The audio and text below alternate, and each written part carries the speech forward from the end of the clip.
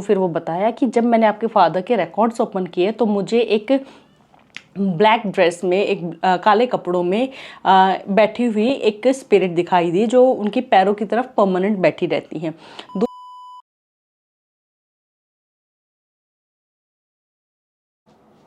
जय संतोषी माँ, जय माता दी। आज का जो किस्सा है बहुत ही डिफरेंट है एंड शायद बहुत लोगों के लिए एक गाइडेंस भी है, बहुत लोगों को सीखने को भी मिलेगा।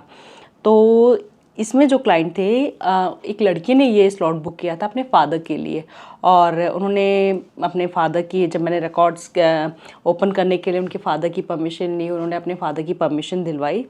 रिकॉर्ड्स ओपन करने के बाद जो मैंने सबसे पहली चीज़ जो देखी कि उनके फादर बिल्कुल ही बैठे, मतलब ऐसे बेड रिडन थे वो, और उनके पैरों की तरफ कोई बैठी हुई थी, कोई एक लेडी बैठी दिखाई दी ब्लैक ड्रेस में, लाइक बिल्कुल जैसे बुर्का वगैरह टाइप में, ऐसे वो ब्लैक ड्रेस में बिल्कुल बैठी हुई थी।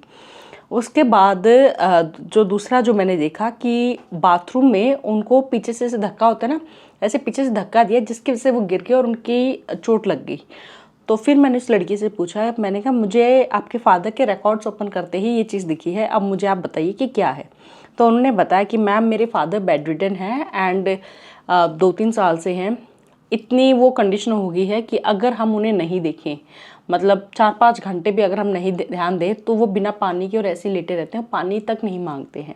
इतनी बुरी कंडीशन पे है, तरस भी आता है और समझ नहीं आता है कि चाहे मतलब करे तो क्या करे, कोई सोल्यूशन नहीं है। डॉक्टर्स को सब दिखा लिया है, कुछ ऐसे सोल्यूशन नहीं मिल रहा है। रीढ़ की हड्डी उनकी ब्रेक हो रखी है और इसका कोई सोल्यूशन नहीं है। और दिल में कभी कभी आता है कि इससे अच्छा तो भगवान ने मुक्त ही कर दे।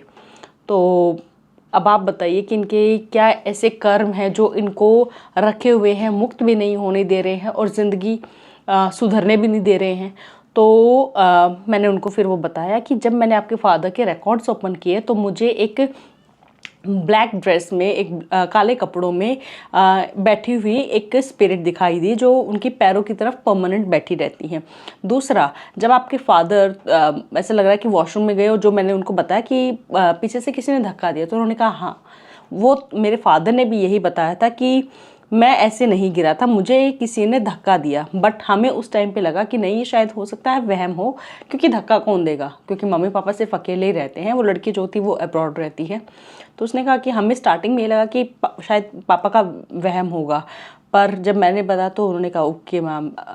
फिर उन्होंने कहा कि कौन है वो, आप मुझे ये बताइए कि वो कौन है, आप उस स्पिरिट से पूछ कर दिखाइए।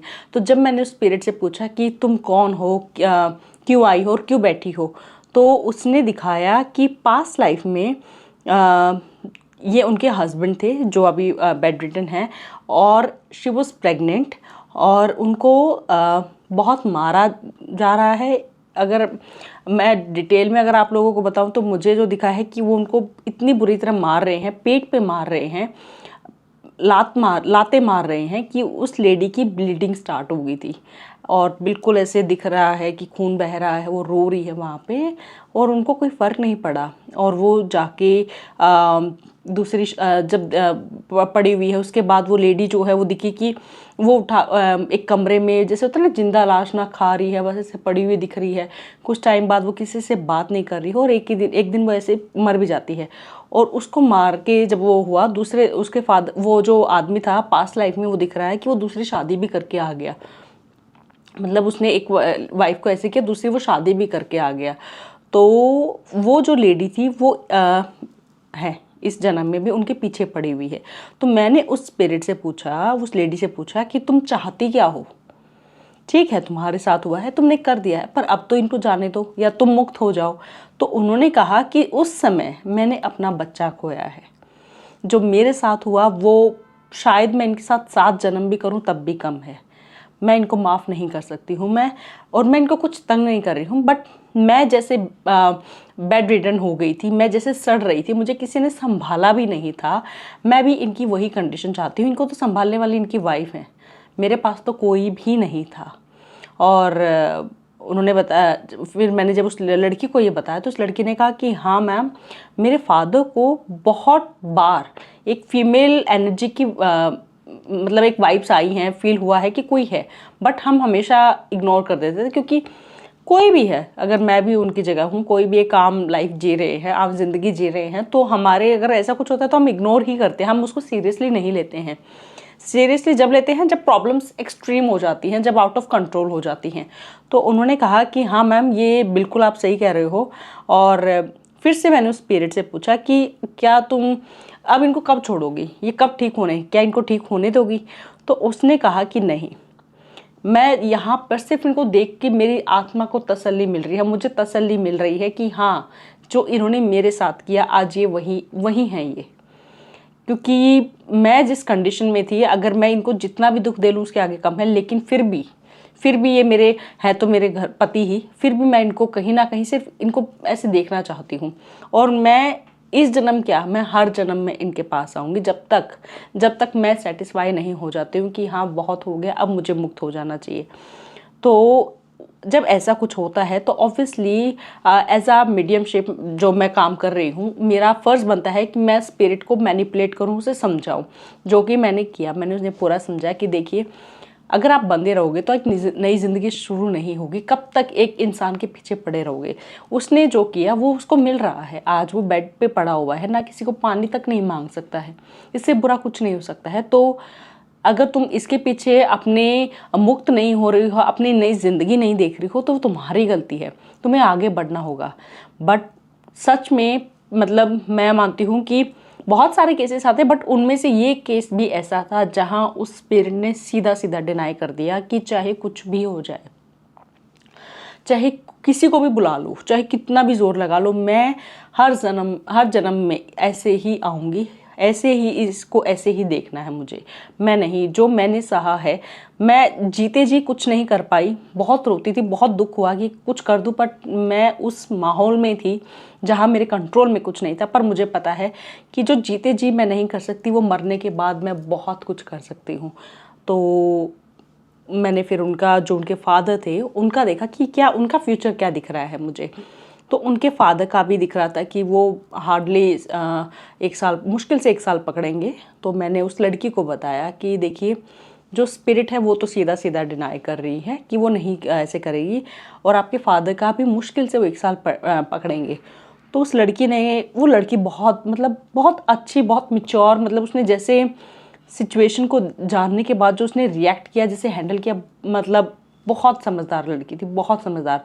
उसने कहा कि मैम, मैं खुद एक फीमेल हूँ, एक लेडी हूँ, एंड मैं समझती हूँ वो पेन कैसा रहा होगा जब हुआ होगा। बट पास्ट लाइफ के बेसिस पे मैं, आज मेरे फादर हैं, उनको जज नहीं कर सकती हूँ, बिल्कुल हम जज नहीं कर सकते हैं जो पास्ट लाइफ में उन्होंने किया है। लेकिन जो उन्होंने किया है, अगर उसके कर्म ये भोग रहे हैं तो हो जाने दीजिए, बहुत सही है। क्योंकि इन्होंने किया है, इनकी सोल को वो सज़ा मिलनी चाहिए, ताकि दोबारा ऐसे कोई भी करने से पहले 20 बार सोचे। तो उसने कहा कि मैम, अगर वो है तो बिल्कुल मेरे दिल में, मेरे एज अ फादर अगर मैं देखूँ तो है रिस्पेक्ट, बट जब मैं इनके कर्मों को देखूँ तो मेरे हिसाब से जो हो रहा है सही हो रहा है। शायद इनको ये कर्म भोगने चाहिए, शायद हो सकता है इनको रिलीफ मिल जाए, इनके कर्म जो है वो क्लियर हो जाए, कार्मिक रिकॉर्ड क्लियर हो जाए अगर ये पूरे कर्म भोगते हैं तो। क्योंकि अगर इससे पहले हम कुछ भी कर देते हैं, किसी तांत्रिक या कुछ भी बुला के कुछ भी कर देते हैं, स्पिरिट को भगाने का, या फादर को टाइम से पहले हम कुछ ऐसा कर दे कि चलो फादर टाइम से पहले मुक्त हो जाए, रिलीफ मिल जाए। क्योंकि उन्होंने बताया कि डॉक्टर्स ने बहुत बार कहा है कि अगर आप कहेंगे हम इनको, क्योंकि ये दुखी हो रहे हैं, ये कोई खुश नहीं है, दिन बर दिन स्किन जो है पूरी, बैक जो पीछे की जो स्किन है वो पूरी, जिसे कहेंगे कि पूरी गल गई है पूरी, इसे क्या कहेंगे कि खराब हो गई है, उतरने लग गई है, इतनी बुरी कंडीशन है।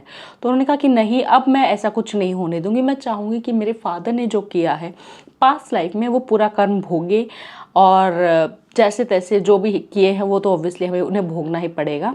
तो अब मुझे पता चल गया है, अब मुझे कोई दुख नहीं है। और ऑब्वियसली मुझे लगता है कि उन्होंने उस टाइम पे गलत किया, तो ठीक है, बस मुझे जानना था कि ये क्यों है। अब क्लियर हो गया है क्या किया है, क्यों है, कब तक रहेंगे, कब तक क्या होगा। तो उस लड़की को सिर्फ इतना ही जानना था। एंड ये जब मैंने देखा था, तो जब मैं, अगर मैं पता नहीं अपने शब्दों में वो जो व्यू था, जो सीन था, जो क्लिप थी वो बयां कर पा रही हूँ कि नहीं, क्योंकि जब भी किसी एक होता है ना कि फीमेल को ऐसे मार खाते हुए ऐसे देखते हैं तो ऑब्वियसली हिल जाते हैं, थोड़ा सा बुरा तो मतलब बहुत बुरा लग रहा था कि, बट वो शायद वो भी इतनी मजबूर थी कि वो रिएक्ट नहीं कर पा रही थी। ऑब्वियसली अगर आज की सोसाइटी में भी देखा जाए तो कोई भी किसी बेटे को सिखाता ही नहीं है कि तुम्हें वापस हाथ उठाना चाहिए, तुम्हें अपने लिए स्टैंड लेना चाहिए। हर जगह मतलब हर कदम पर आज भी यही सिखाया जाता है कि कॉम्प्रोमाइज़ कर लो गुजारा, काट लो ज़िंदगी, अब तो शादी होगी, अब तो बच्चे हो गए, क्या हो गए। कोई भी ये नहीं कहता कि अगर तुम्हारे साथ गलत हो रहा है तो तुम स्टैंड लो, मत थप्पड़ खाओ। मैंने ऐसे केसेस भी देखे हैं जहाँ जो भी हस्बैंड है, जो भी हैं, वो सबके सामने थप्पड़ मार देंगे और फिर अकेले में जाके माफ़ी मांग लेंगे। जब आपने थप्पड़ सबके सामने मारा है तो हिम्मत भी रखी है ना सबके सामने माफ़ी मांगने की।